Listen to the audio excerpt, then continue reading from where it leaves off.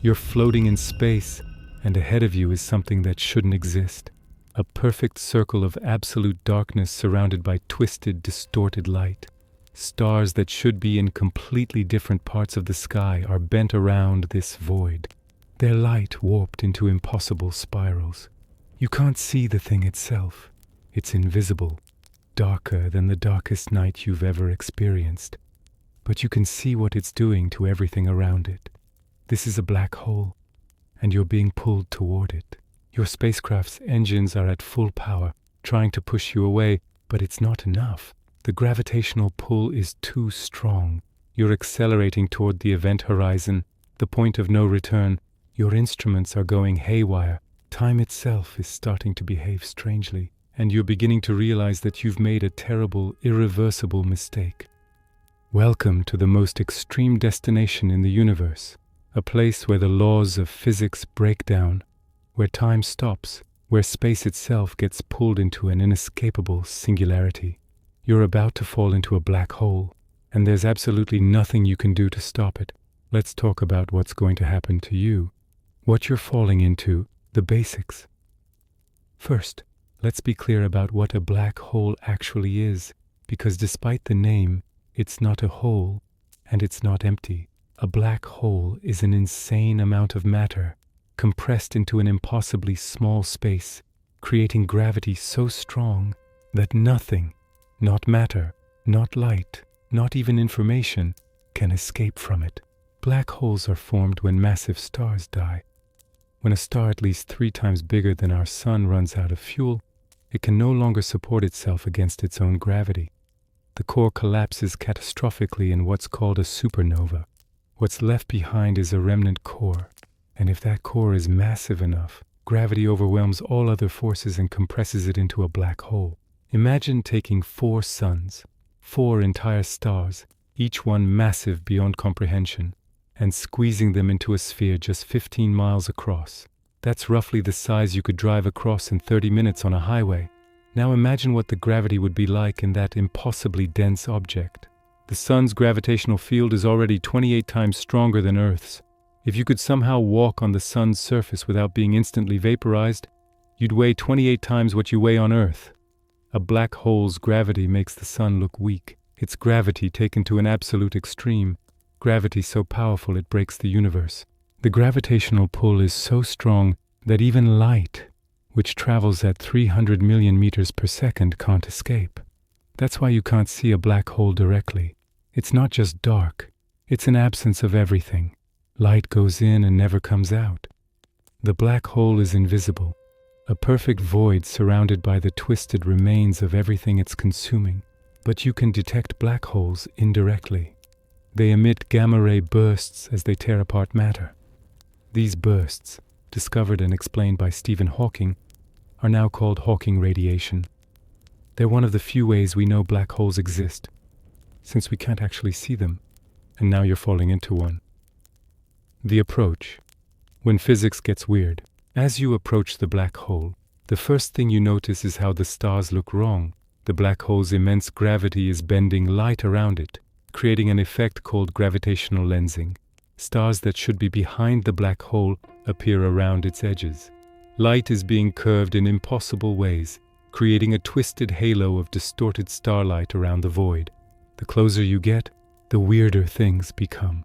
You're accelerating, pulled faster and faster by gravity. Your spacecraft's engines can't fight it anymore. Even at maximum power, you're being dragged inexorably toward the event horizon. Warning: gravitational forces exceeding safe parameters. Structural integrity compromised. The tidal forces are starting to become noticeable. Here's the problem. Gravity pulls harder on things that are closer to its source. Your feet, which are closer to the black hole than your head, are being pulled with significantly more force. The difference in gravitational pull between your feet and your head is called tidal force, and it's about to become a very serious problem. This is where the type of black hole matters enormously. There are 2 main categories: stellar black holes and supermassive black holes. And the difference between them is literally the difference between being torn apart instantly or surviving a bit longer. Stellar black holes are small, relatively speaking. They're formed from individual dying stars and can stretch about 9 miles across while being as heavy as 20 suns. If you're falling toward a stellar black hole, the tidal forces become extreme very quickly. Long before you reach the event horizon, the difference in gravitational pull between your feet and your head would be so enormous that you'd be stretched like taffy. This process has a technical name: spaghettification. It also has a more accurate name: being torn apart atom by atom. Your body would be pulled into an increasingly long, thin strand. Your bones would snap. Your organs would be pulled away from each other. Your blood vessels would rupture. Eventually, you'd be reduced to a stream of atoms, each one pulled inexorably toward the singularity at the center of the black hole. You wouldn't survive to see the event horizon. You'd be dead long before that, torn into your component particles. But let's say you're smart about your suicide mission. Let's say you chose a supermassive black hole instead. Supermassive black holes are millions or even billions of times heavier than our sun. There's one at the center of our Milky Way galaxy, a monster called Sagittarius A star that's about 4 million times the mass of the sun. Fortunately for us, it's 165 quadrillion miles away, far enough that it poses no threat to Earth or our solar system. With a supermassive black hole, the tidal forces are much weaker near the event horizon because the black hole is so much larger. The difference in gravity between your feet and your head would be much smaller.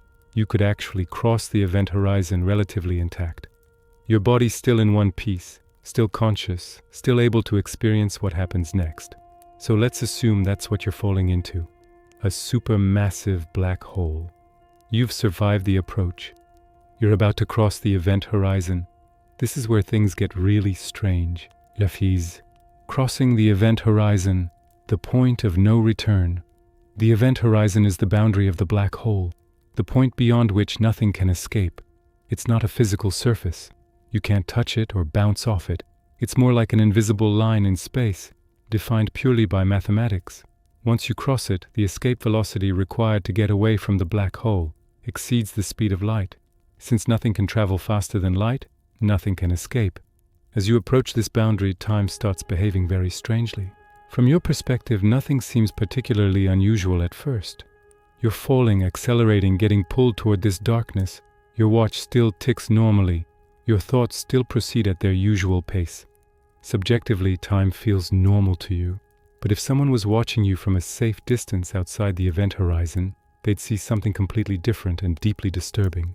To them, you'd appear to be slowing down as you got closer to the event horizon. Your movements would become sluggish, like a video played in slow motion. The light from your spacecraft would be red-shifted, stretched to longer wavelengths, making you appear dimmer and redder. As you got closer and closer to the event horizon, you'd slow down more and more. Eventually, from their perspective, you'd appear to freeze completely at the event horizon itself, never quite crossing it. You'd become dimmer and dimmer, redder and redder, until you faded from view entirely. To them, you'd be frozen there, forever, trapped at the boundary of the black hole for all eternity. But that's not what's happening from your perspective. From your viewpoint, you're still falling, still moving, still crossing the event horizon in what feels like a normal amount of time. This is time dilation, one of the strangest consequences of Einstein's theory of relativity. Near massive objects, time runs slower. The closer you get to the black hole, the more extreme this effect becomes. At the event horizon, time dilation becomes infinite from an outside perspective. Time appears to stop. But for you, falling inward, time continues normally. You cross the event horizon and keep falling. This creates a bizarre situation. From the outside universe's perspective, you never actually enter the black hole. You're frozen at the event horizon forever. But from your perspective, you absolutely do cross the event horizon and continue your journey toward the center. Both perspectives are equally valid. This is the weirdness of relativity. Once you cross the event horizon, something fundamental changes. You're now inside the black hole. There is no going back, not because you don't have enough fuel for your engines, but because back no longer exists as a direction you can travel. Inside the event horizon, space and time swap their roles. Normally, you can move through space in any direction, forward, backward, left, right, up, down. but you can only move forward through time. Inside the black hole, the singularity at the center isn't just a place in space that you're moving toward. It's a moment in time that you're moving toward. Escaping from the singularity would be like trying to travel backward in time. It's not just impossible with current technology. It's fundamentally impossible according to the laws of physics as we understand them. You're now falling toward the center, toward the singularity, and there's nothing you or anyone else could do to stop it. Even if you had infinite energy and could accelerate to any speed you wanted, you still couldn't escape. The singularity is in your future, and you can't avoid your future any more than you can avoid tomorrow. What you'd see, the universe's last light show. If you look back toward the universe you came from as you fell past the event horizon, you'd see something extraordinary and terrifying. Light from the outside universe can still enter the black hole. It just can't leave. As you fell, you'd see light from the entire history of the universe compressed into an increasingly short amount of time. Because of time dilation effects, light from the future would catch up to you. You'd potentially see the entire future history of the universe play out in fast forward as you fell toward the singularity. Stars would be born and die in moments. Galaxies would collide and merge. The universe would age billions of years in what seemed like minutes to you. You'd be witnessing the end of time itself as you fell toward your own end. The light would also be blue shifted, compressed to shorter wavelengths because you're falling toward its source at such extreme speeds. This could potentially be dangerous. The light could become so energetic that it would cook you with radiation before the singularity got you. Though at this point, the method of your death is somewhat academic. Looking forward toward the center would be different. You'd see darkness, but not the normal darkness of space. This would be absolute darkness, a perfect black that absorbed everything. You'd be falling toward it, unable to slow down, unable to stop, unable to escape. The singularity, where everything ends. At the center of every black hole, according to our current understanding of physics, is the singularity. This is a point of infinite density where all the matter that has fallen into the black hole is compressed into an infinitely small space. At the singularity, the laws of physics as we know them break down completely. The equations produce infinities, which usually means we're missing something important in our understanding. As you fall toward the singularity, the tidal forces that were manageable at the event horizon become extreme again. Remember, you're falling toward a point of infinite density. The closer you get, the more extreme the difference in gravitational pull between different parts of your body. Your feet, which are closer to the singularity, would be pulled with increasingly overwhelming force compared to your head. The spaghettification that you avoided with the supermassive black hole would catch up to you here. Your body would begin to stretch. At first, it would just be uncomfortable, then painful, then excruciating. Your bones would be pulled apart.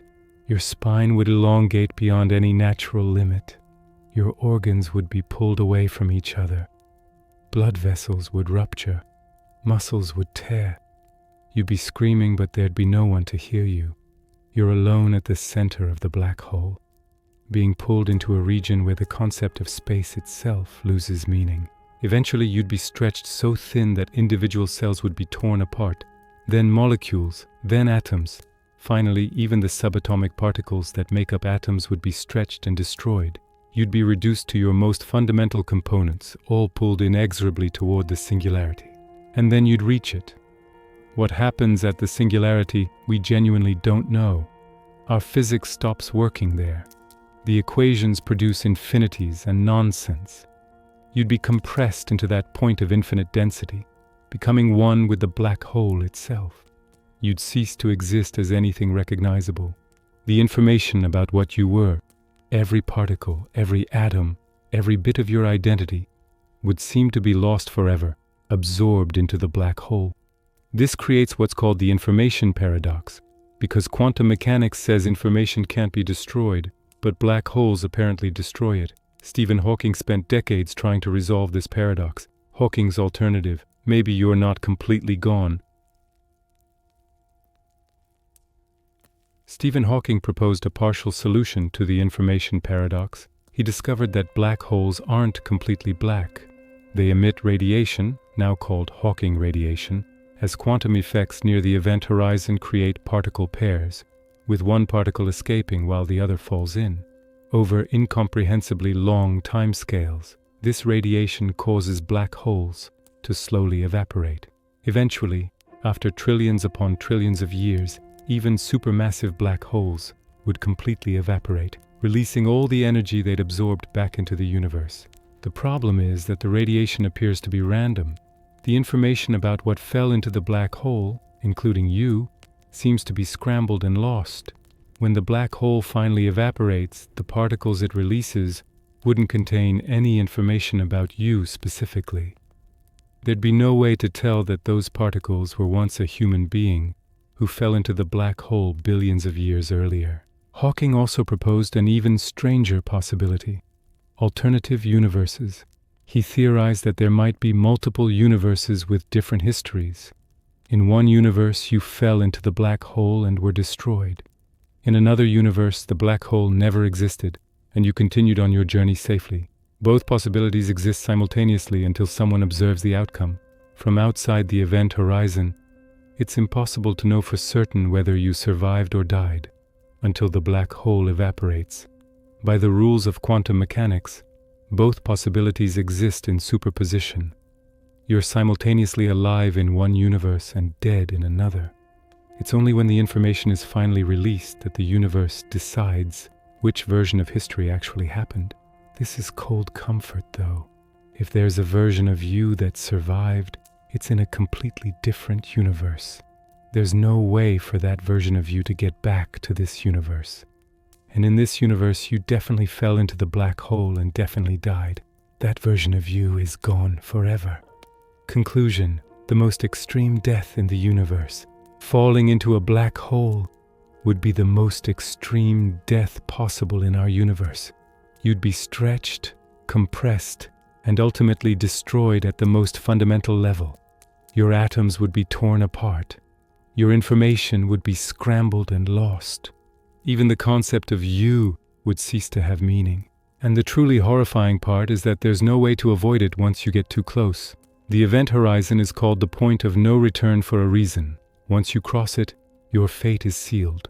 Not because you don't have enough fuel or the right technology. Your fate is sealed by the fundamental laws of physics themselves. Escaping would require traveling faster than light and moving backward through time, both of which are impossible. Even if you tried to be clever and sent a probe in first, or tried to observe the black hole from a safe distance, you'd never get any information back from inside the event horizon. Nothing that crosses that boundary can send signals back out. The black hole keeps all its secrets forever, until the distant future when it finally evaporates and releases scrambled, meaningless radiation. Black holes are the universe's ultimate dead ends. They're regions where space is so warped and gravity so extreme that the normal rules of reality break down. They're beautiful, mysterious, and absolutely lethal. From a safe distance, they're fascinating objects that teach us about extreme physics. Up close, they're death traps that will tear you apart and erase you from existence. So if you ever find yourself approaching a black hole, remember, there's no coming back. There's no escape. There's only the inexorable pull toward the singularity and the complete destruction of everything that makes you who you are. It would be the ultimate one-way journey, ending in the most absolute death possible in our universe. If you enjoyed this journey to the most extreme destination in space, subscribe for more explorations of cosmic scenarios that are fascinating from a distance, but absolutely terrifying up close. And maybe leave a comment about whether you'd ever be curious enough to get close to a black hole, knowing you could never come back. Stay safe out there in the cosmos.